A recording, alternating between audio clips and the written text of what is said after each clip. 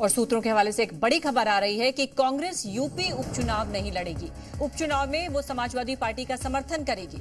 Samajwadi party की हारी हुई सीटों पर कांग्रेस लड़ना चाहती थी। गाजियाबाद और खैर सीट उन्हें दी जा रही थी अखिलेश यादव की तरफ से। अब कांग्रेस ने ना लड़ने का फैसला किया है। यूपी विधानसभा उपचुनाव में सीटों की साझेदारी को लेकर समाजवादी पार्टी और कांग्रेस के बीच अब बड़ी दरार सामने आ गई है। सूत्रों के मुताबिक सपा के रवैये से आहत होकर कांग्रेस अब यूपी उपचुनाव नहीं लड़ेगी। कांग्रेस ने उपचुनाव में समाजवादी पार्टी को समर्थन करने का फैसला किया है। कांग्रेस सपा की हारी हुई सीट पर चुनाव लड़ना चाहती थी। विशेष तौर पर मीरापुर सीट पर चुनाव लड़ने की उसकी ख्वाहिश थी, लेकिन अखिलेश ने सिर्फ गाजियाबाद और खैर विधानसभा सीट ही कांग्रेस को देने की बात दो टूक में कांग्रेस नेतृत्व को बता दी और इसके बाद अब कांग्रेस ने यूपी में उपचुनाव न लड़ने का फैसला किया है।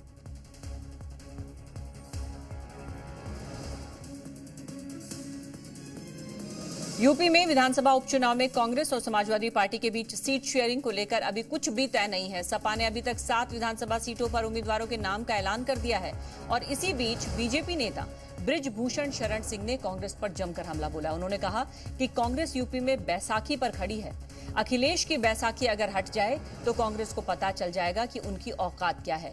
जो सीटें लोकसभा में वो जीते हैं उन पर कांग्रेस का ठप्पा लगा हुआ है, लेकिन देखा जाए तो उनकी जीत समाजवादी पार्टी के कारण हुई है। बृजभूषण शरण सिंह ने कहा कि उत्तर प्रदेश में कांग्रेस की कोई हैसियत नहीं है। वहीं राहुल गांधी के पीएम बनने वाले सवाल पर बृजभूषण शरण सिंह ने कहा कि राहुल गांधी खुद पीएम नहीं बनना चाहते। कांग्रेस पार्टी उत्तर प्रदेश में पूर्णतया बैसाखी पर खड़ी है। अखिलेश की बैसाखी अगर हट जाए तो कांग्रेस को पता चल जाएगा कि उनकी औकात क्या है।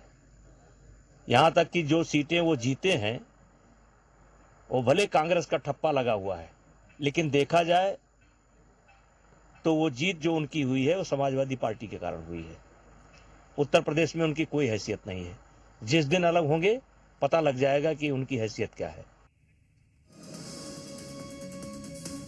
यूपी के विधानसभा उपचुनाव को लेकर बीजेपी ने एक बड़ी प्लानिंग कर ली है। हर विधानसभा सीट को लेकर एक खास रणनीति बनाई गई है।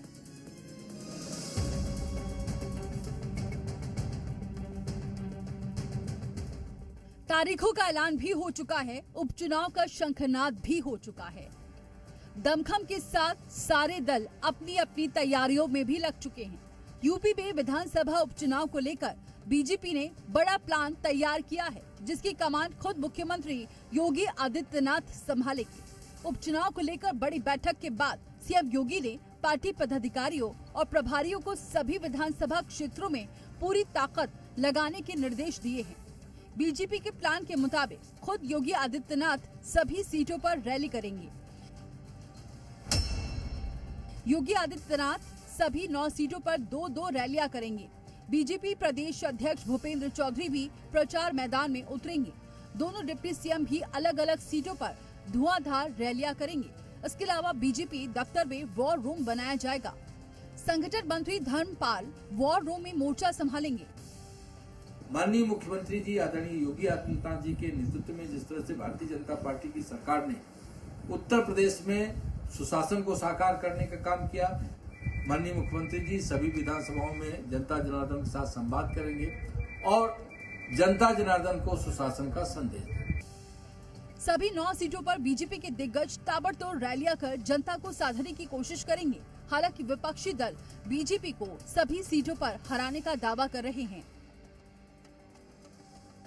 जब आप प्रदेश के युवाओं के रोजगार पे बात नहीं करेंगे, दिन रात सिर्फ जहर घोलने की राजनीति करेंगे, जाति जनगणना की बात नहीं करेंगी, तो प्रदेश की जनता आपको हराएगी। आप कितनी भी रैलियां कर लें, चाहे 2 रैली करें या 3 रैली करें, 10 की 10 विधानसभा के उपचुनाव सीटों पर इंडिया गठबंधन जीतेगा, जनता जीतेगी।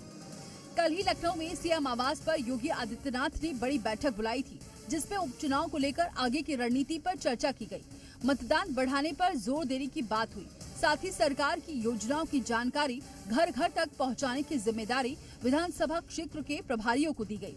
इस उपचुनाव में बीजेपी कोई कोर कसर नहीं छोड़ना चाहती। हालांकि बीजेपी ने अभी तक किसी भी सीट पर प्रत्याशियों का ऐलान नहीं किया है। ब्यूरो रिपोर्ट, जी मीडिया।